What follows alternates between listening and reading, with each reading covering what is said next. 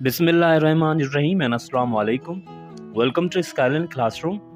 स्काइलन classroom में आज का हमारा टॉपिक है common idioms and their usages part 3।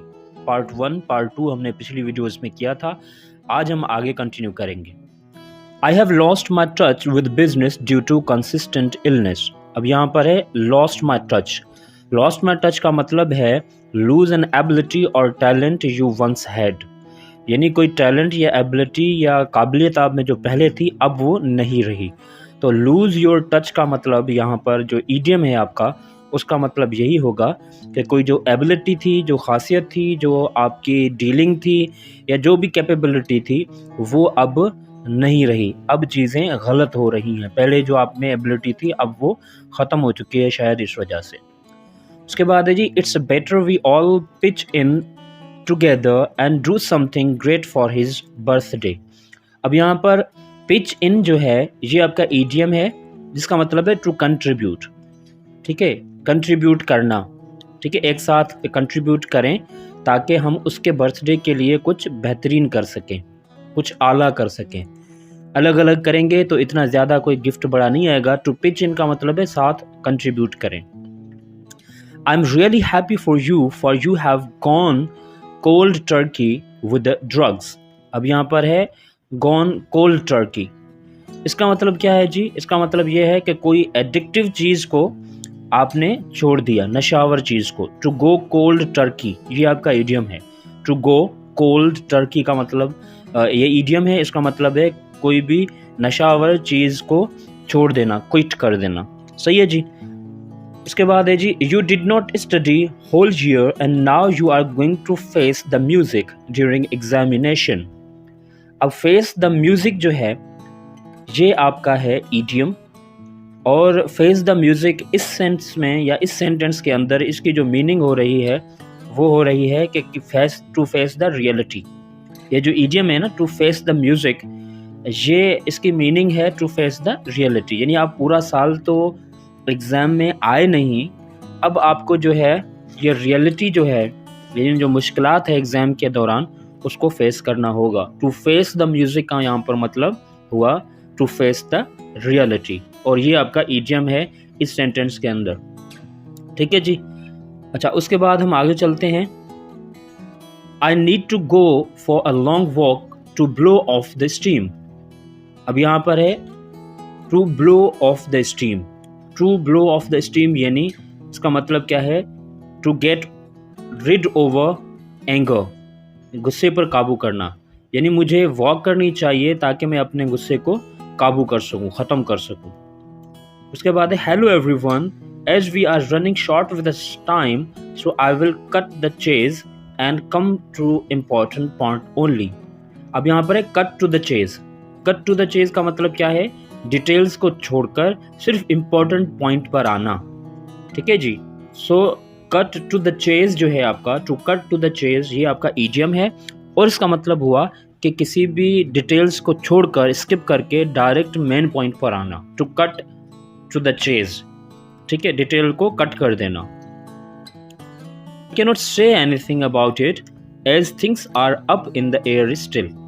अब देखें, up in the air, up in the air आपका ईडियम है और जिसका मतलब है अनसर्टेन या नॉट श्योर, जो चीज़ कंफर्म ना हो, पक्की ना हो, यकीनन ना हो, अप इन द एयर उसका मतलब होगा। और अप इन द एयर यहाँ पर इस सेंटेंस के अंदर मीनिंग देगा कि अनसर्टेन है, मुझे मैं कुछ नहीं कह सकता क्योंकि चीज़ें अभी भी अनसर्टेन है, श्योर नहीं है, कंफर्म नहीं है। अच्छा, उसके बाद है wow Jim you look like a million bucks. यानी मिलियन बक्स का मतलब है लुक फेबुलस एंड अट्रैक्टिव, यानी बहुत ही अच्छा दिखना। अब यहाँ पर जो लुक लाइक अ मिलियन बक्स ये आपका ईडियम है, और इसका मतलब यही हुआ कि बहुत ही अच्छा दिखना, बहुत ही बेहतरीन जो है दिखना। I am not like you born with silver spoon in my mouth. Born with silver spoon in my mouth, ये आपका ईडियम है और उसका मतलब है पैदाइशी अमीर पैदा होना। यानी जो पैदाइशी फैमिली जो है उनकी अमीर होती है तो उनको हम कहते हैं born with a silver spoon in mouth. ठीक है, तो यहाँ पर आपका idiom born with a silver spoon in mouth है। How did you go from rags to riches. अब फ्रॉम रेग्स टू रिचेज ये आपका यहाँ पर ईडियम है, और ये नहीं अचानक से, ठीक है, गरीब से अमीर हो जाना इसका मतलब हुआ। The price of the petrol doubled, I nearly paid an arm and a leg for 1 litre. अब an arm and a leg ये आपका यहाँ पर ईडियम है, और इसका मतलब है कि बहुत ही ज़्यादा पेमेंट करना, ठीक है, बहुत ही किसी चीज़ के लिए बहुत ही ज़्यादा पेमेंट करना। तो यहाँ पर N arm and a leg जो है आपका ईडियम है, और जिसका मतलब यहाँ पर हो रहा है बहुत ही ज़्यादा पैसे अदा करना। तो इसके बाद है the guard was fired because he had sticky fingers. अब यहाँ पर है स्टिकी फिंगर्स। अब स्टिकी फिंगर्स का मतलब है टू बी थीफ, यानी चोर होना। अब गार्ड को जो है फायर किया गया, ये निकाला गया क्योंकि उसके हाथ जो मैले थे। मैले का मतलब यहाँ पर जो है कि वो चोर था, वो कोई भी चीज़ देखता था चुरा लेता था।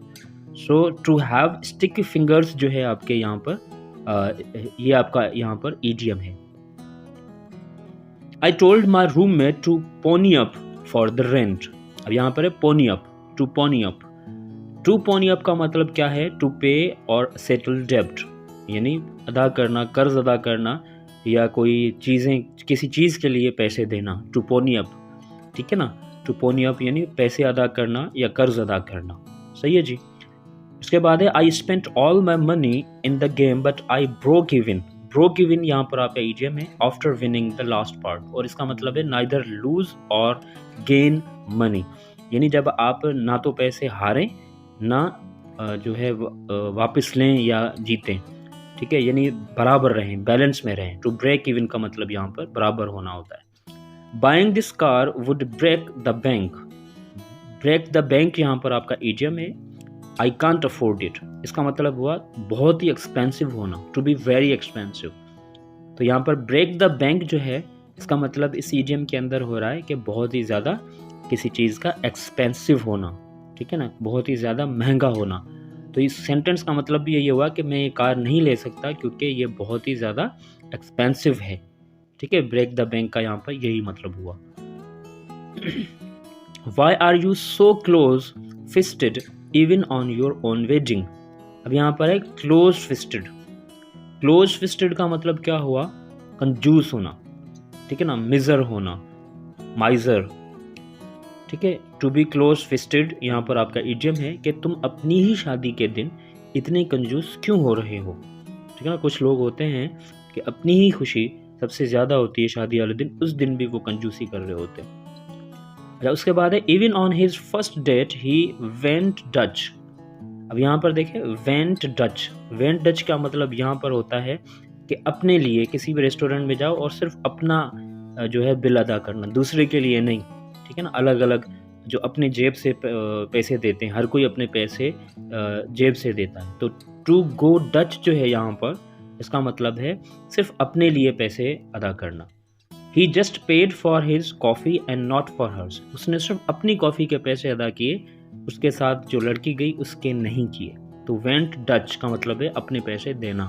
He had to fork over a lot of money for traffic fines. अब यहाँ पर है to fork over. To fork over का मतलब है पैसे अदा करना, ठीक है ना, पैसे अदा करना। ट्रैफिक की वजह से उसने बहुत ज़्यादा जुर्माने पैसों के बद में दिए।